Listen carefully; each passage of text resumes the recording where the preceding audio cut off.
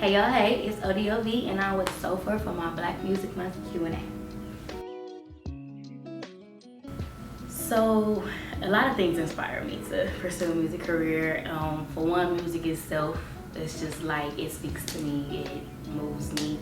And then for two, my family, my dad, he's no longer with us, but he always just was a music man. My mom too, but he always was a music man, and he pushed me to be the best I could with my singing and my music. So that's kind of my inspiration.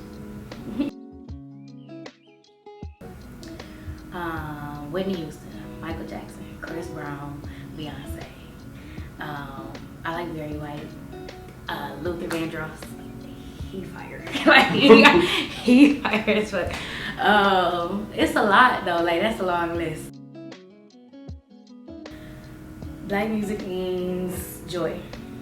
It means strength. It means creativity, but individuality, creativity, because it's something that we did, you know, something that nobody, everything they've tried to take from us, they can't take that. They never could. So, yeah, I think that black music is just the epitome of black girl and black boy joy.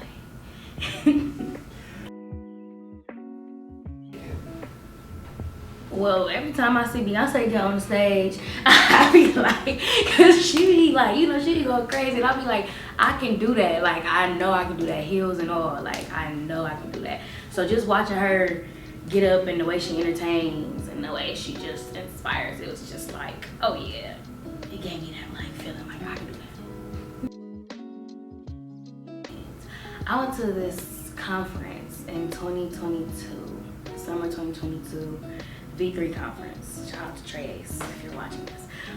And he's from Cleveland, and it was a great conference, and it had producers there, it had like keys, and NLE Chopper's manager was there, and I performed. And I actually ended up winning, and I performed in front of all of these big name A&R reps and producers and stuff, and I ended up winning like the biggest prize, which was like a Louis audio. Y'all, it's great. But yeah, I think that was like one of my most memorable. I have a lot of them, but I think that was one of my favorites for sure. It can be a little difficult. What I do is I really just try to be myself. Like, that's what I try to make the most important, because there was a time, especially when I first started kind of getting into it, there was a time where I would care more about what's popular than, because I wanted people to notice me, I wanted people to see me. So I was like, but now I kind of just, I balance it by doing both. I make sure I put out and write and record music that I know I love, and that I know resonate with me and will probably resonate with other people. And then I also write and record and put out music that I know will kind of be a hit and make people be like, oh. So yeah, I try 50-50 balance it out. I'll say, because I've had a few, but I'll say, like, it's hard. This is what I'll say. It's like personal relationships, or trying to gain personal relationships in the music scene, in the city, can be difficult, because you don't really know who really, you know, is down for you. And it could be the littlest of things, from you liking the wrong person, or you trusting the wrong person, or you telling the wrong person something. And these are supposed to be the people that's, you know, supposed to have your back. And it don't always go like that, because, you know, people are just people. So, like my experience, one of my experiences is, I feel like I might have trusted the wrong people. People who would rather tell me they're gonna put their all into me, but then put their all into somebody else, because they think that that person is more high in demand, when in all actuality, me and that person are right here neck and neck. Literally, views, music wise, writing skills, I might actually be better with them on the writing side, better than them on the writing side. Like, we're literally neck and neck. You work with us both, but you'd rather go there because of whatever your personal relationship is with that person, and that's fine. So that's kind of just one of my unfortunate experiences, that people, you just gotta be careful. And it's not everybody, but you do have to be careful with who you put your time into in this city, for sure.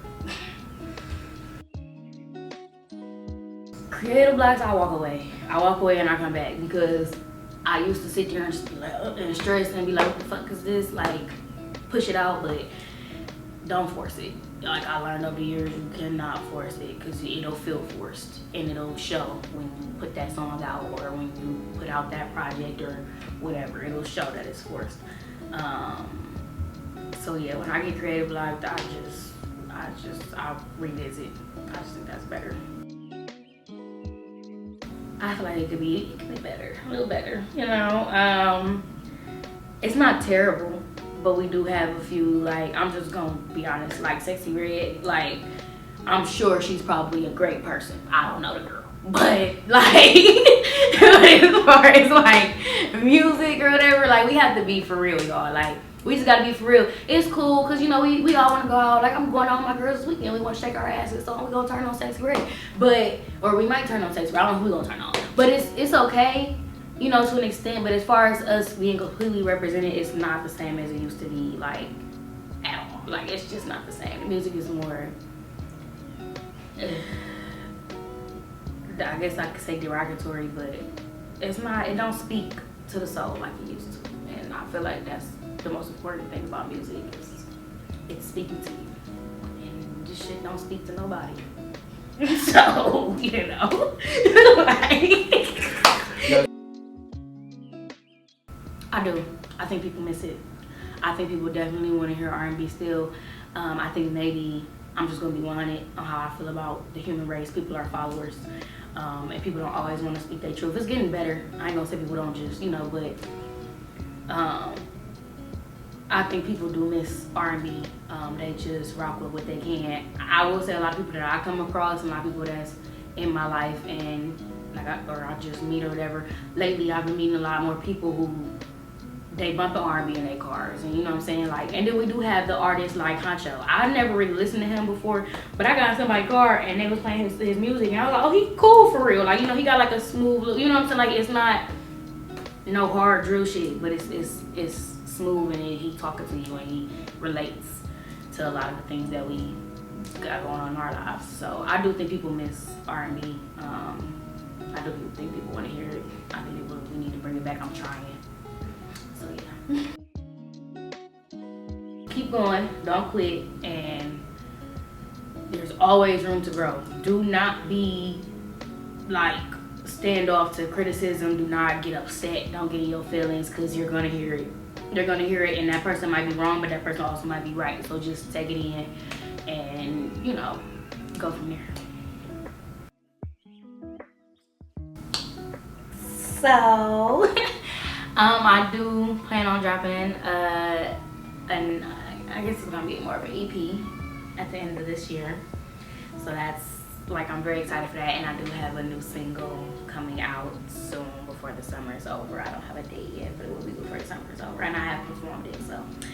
But I do have a new single coming out before the summer is over, and then I have a project dropping by the end of this year, probably October. I don't want to get y'all too much, bro. Probably October it'll be out. So yeah, that's and then some music videos I'm gonna try to do with y'all. This music shit expensive. That's another advice I got. It's expensive. Make sure you stack your coins, because you gotta pay for all that. You gotta pay for all of that. You gotta come out your pocket. So, but yeah, that's what's coming up.